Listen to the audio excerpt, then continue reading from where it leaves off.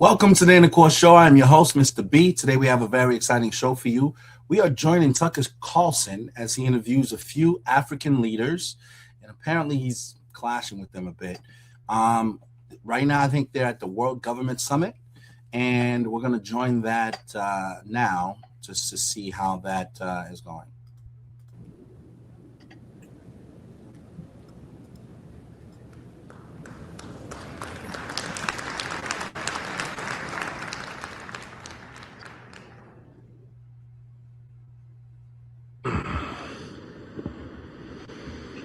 Gentlemen, thank you for doing this.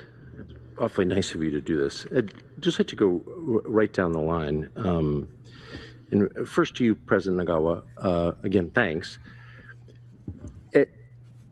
In as clear terms as you can, I wonder if you would contrast your experience with China versus the Western powers. Do you think that Zimbabwe and other African countries, to be totally blunt, get a better deal from Chinese investment than they have with Western powers over the past 150 years? Well, my view is that initially, as we became independent, we had most of our development thrust was from the West. But as we evolved, we have also benefited from investment and cooperation from countries like China.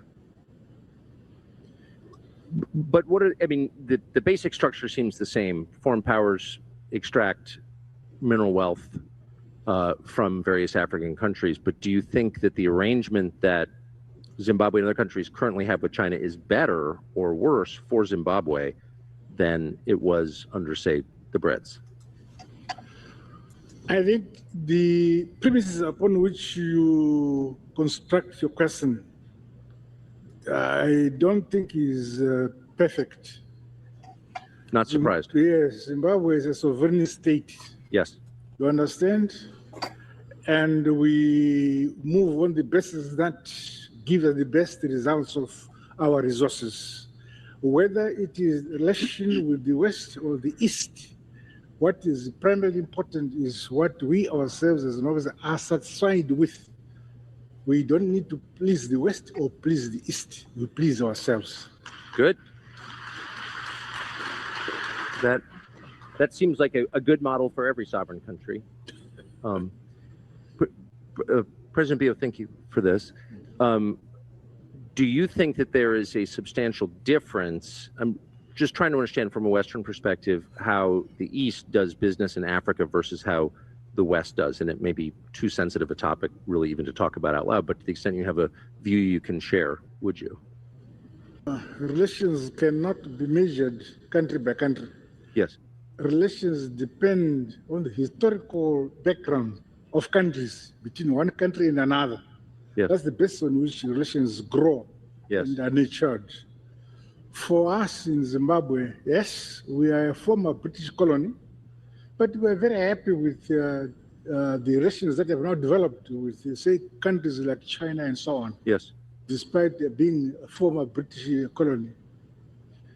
I think this maybe one of these topics is too difficult to talk about in public, so let me just ask you, President Bio, about one of the strengths of your country and a continent, Sierra Leone, but also many other countries in Africa, been able to maintain a birth rate at replacement when Europe, the US, Canada, lots of other parts of the world have not been able to.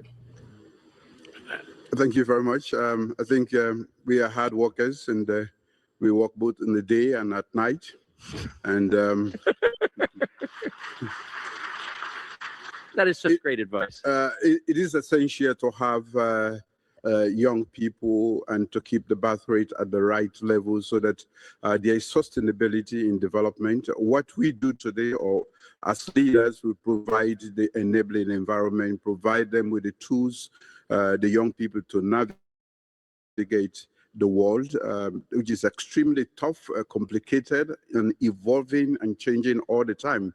So it is our responsibility to bear that in mind. We have to plan ahead of, be ahead of the curve to be able to replace accordingly so that we don't have a gap in our development process. So we have been busy producing as much as we can, a lot of good people, and we are investing in their education so that they are fit for purpose for a world that is becoming digital and, of course, going extremely to the edge of technological advancement. If I could just ask you a quick follow-up to you, Mr. President, do you keep track precisely of how many of your young, educated citizens leave and how many stay? Are you thinking hard about how to retain the smartest, most energetic people?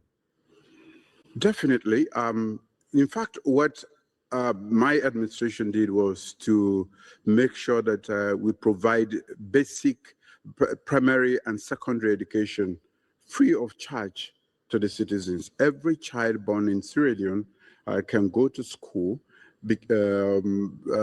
and finish high school without paying a penny. We don't just provide tuition, we also make sure that we provide other essentials to make it possible so that nobody has excuse not to go to school, because in the 21st century, without education, definitely you can make it.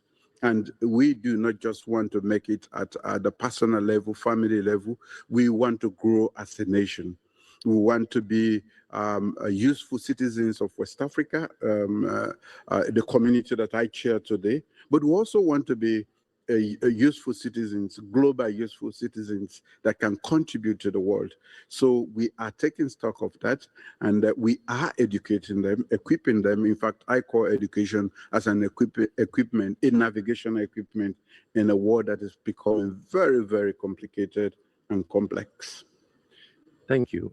President Boko, as you look at young people in Botswana who are educated and energetic, what's your pitch to them? What's your argument to them to stay in Botswana, not go to South Africa, Europe, the United States? Young people are generally innovative. They are entrepreneurial. They now have become digital natives, and that presents immense opportunities to them.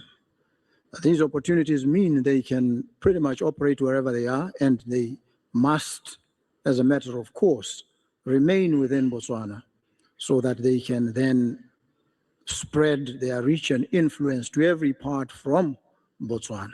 And so the opportunities that there are in Botswana, the training, the education, the acquisition of skills, the support, the environment that nurtures them and feeds and fuels their verve and vitality is what Botswana offers and what will power Africa. Africa generally is a very young continent with a median age of 19.3. Botswana's median age is 25. And so with such a population, Africa is poised to rule the world. So what are your plans for the world once you rule it?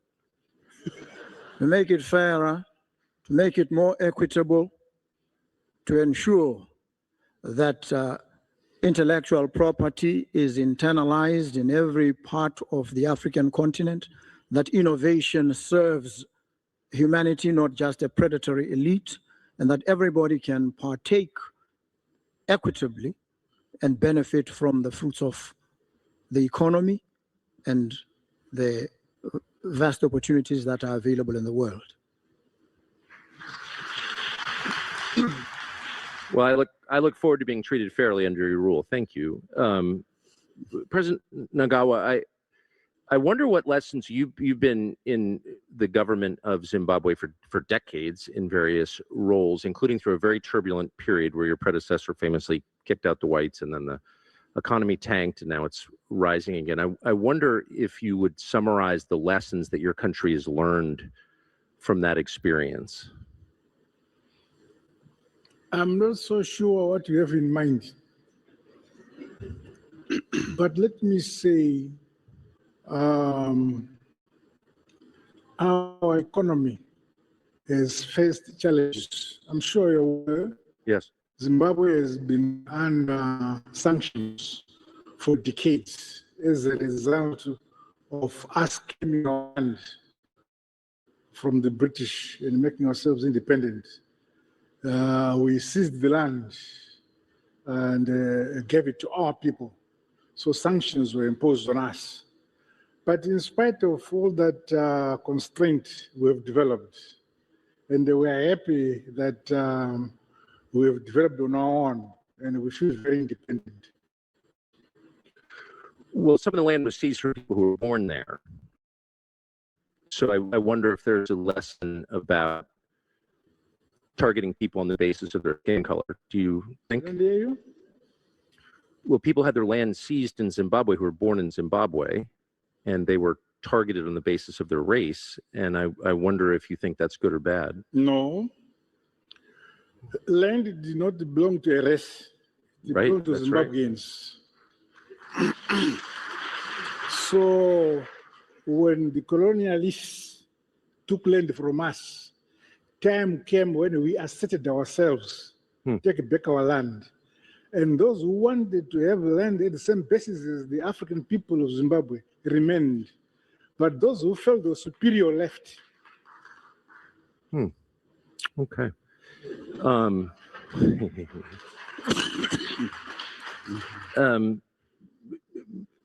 Mr. Bio, it does seem like Mr. President. I did want to stop here to make a comment. I think the premise of Tucker Carlson's last question had a lot to do with what seems to be somewhat of a trend in the African continent, especially in South Africa, where there were alleged repossession of land by the Black-run South African government, taking the land of some of the Afrikaans, descendants of the colonialist regime that wants to rule Africa. They had a lot of farmland in South Africa, and those people were essentially taking the land back without proper compensation. And so that became a whole point of contention that's been brought to light in the U.S. In fact, Donald Trump had some words with the president of South Africa some months ago when they met. He brought this point up, and the president of South Africa tried to downplay that occurrence. Now, moving on to Rwanda, to this particular country that this man's talking about, I think it was Zimbabwe. Apparently now, Tucker's point of view is that he thinks it's unfair in a democratic system that, the government, whether it's a Black-run government, can now seize land unlawfully, in his mind, from people who are descendants of the colonialist people who used to own the land. This is a pretty controversial question. I think it raises some bigger points to kind of look at. Context is key. Now, I think in a way, not justifying it, I do think there should be a way for them to reconcile it, but I'm going to present two arguments to this. On the one hand, I'm going to say, okay, when the U.S. became independent from Britain, did we, as Americans, allow the descendants of Brits to retain large portion of their land and not set up a system by which we now reallocated that land to the natives who fought for the land once they claimed their independence? I think the answer would be we took over our land and wanted to make it equitable, and we divided it to everyone who were natives of our country. I don't think, in my view, that African leaders should not try to right the wrongs of their past. And I think for a lot of people with the Western mindset, they view it slightly different. They're saying, well, look, technically your land was colonized. The children of the colonizers are now the rightful owners of the land after you guys gained independence, so you shouldn't have a right to take the land back from them. If that was fair, if we could say that, then Native Americans in America, right, should technically still have their land, right? They should still have land that's there. So we should, in some ways, allocate land to Native Americans, because technically we took over the land, and it's rightfully theirs. They were born there. So what right do we have to seize the land from them and now to use it for what we deem is important? So you see the irony in the argument, right? We as Americans, when we first came to the United States, right, we took the land from the people who were natives of the land, who were born there, right? And so we didn't give it back to them because we essentially conquered them and took the land back, right? So now we can justify keeping their land because technically we won it when we declared our independence. So now if that's the case, Tucker's making the argument that, well, the Africans who declared their independence and won back their land should not have a right to take it away from the people who were descendants of the people who once had it, the colonizers. They shouldn't have the right. So the people who are now independent, who claims the land as theirs, should not be able to take the land that they claimed, that they won back during the independence. They should allow the people who are descendants of the colonizers to keep it. I don't agree with that argument. Now, I love Tucker. He's my guy. And I agree on a lot of points that he raised. I don't necessarily agree on that. Now, I do think if there is an eminent domain thing that is happening, there should be some sort of exchange for it, whether you say, okay, look, this is our land. We don't feel like we got a fair shake in terms of how this land was obtained from us. So what we'll do is we'll offer some market price for it, and we're going to take possession of the land, but we'll pay you some market price so that you can move on. I think there's ways that could be handled, but I don't necessarily agree that they shouldn't have the right to, do an eminent domain situation for their people to allocate their land. That the model of government around the world seems to be changing, and people seem to have lost confidence in democracy, at least in the West. People aren't quite as keen to promote democracy. Do you notice this? Do you think democracy is in retreat around the world? I think the world is in transition. Yes. And normally that comes along with instability.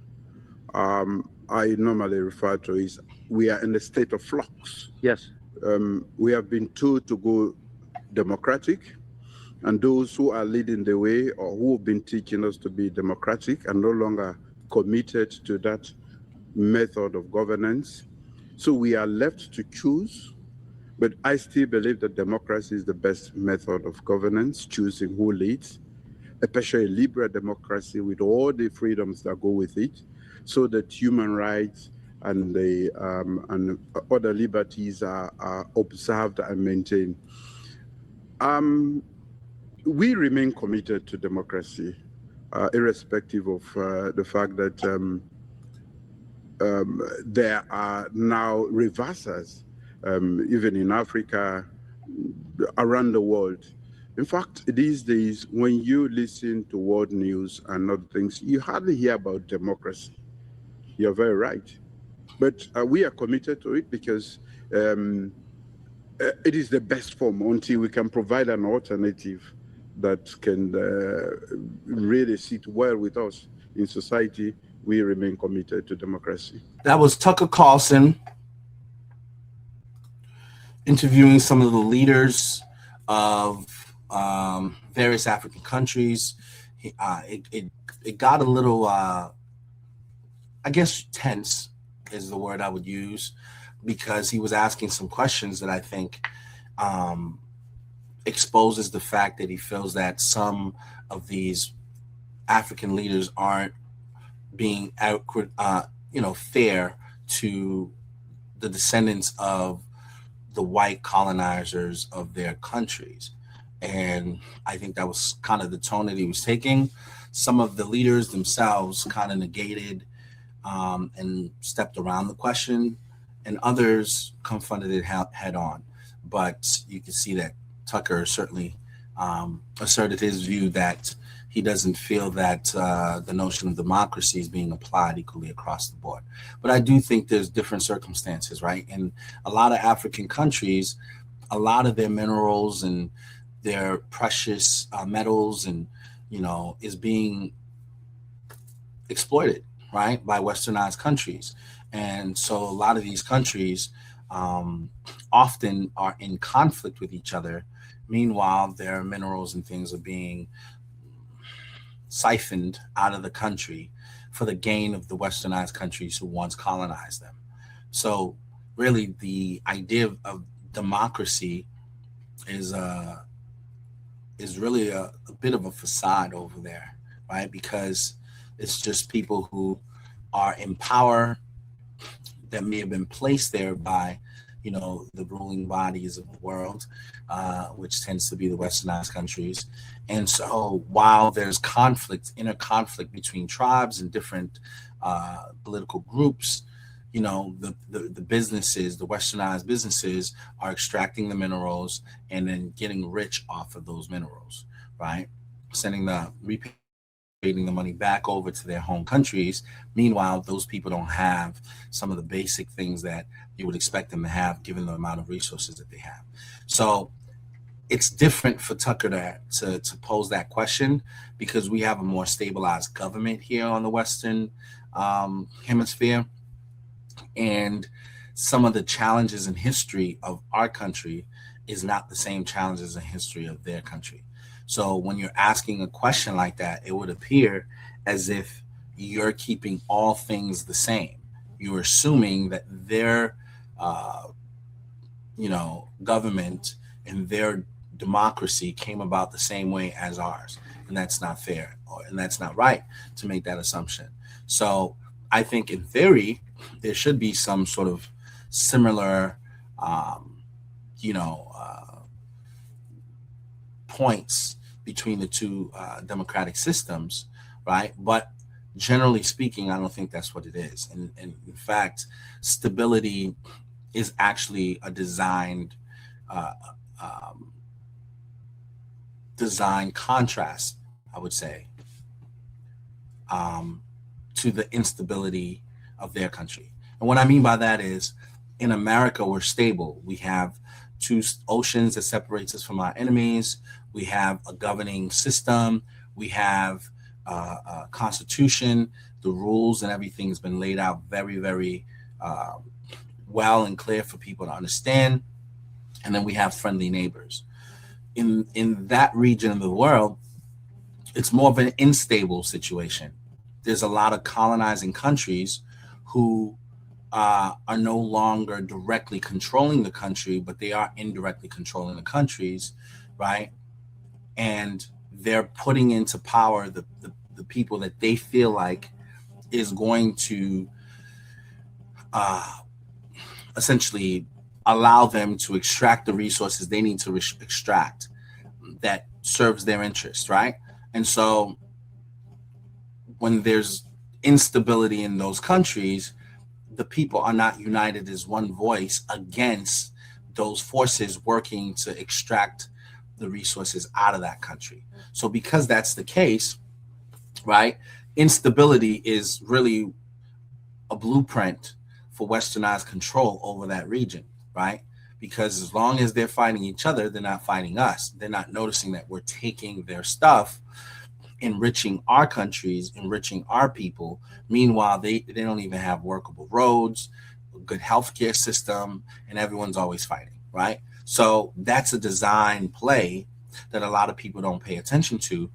And so these governments, whenever they become too boisterous, whenever they start working together, they become a threat to that westernized power structure. You can see Ibrahim Traore, which is I believe the president of Ivory Coast. And there's multiple attempts on that man's life. He was kicked out a lot of the French influence in that country, and now, right, the French don't have access to their gold reserves or things of that nature.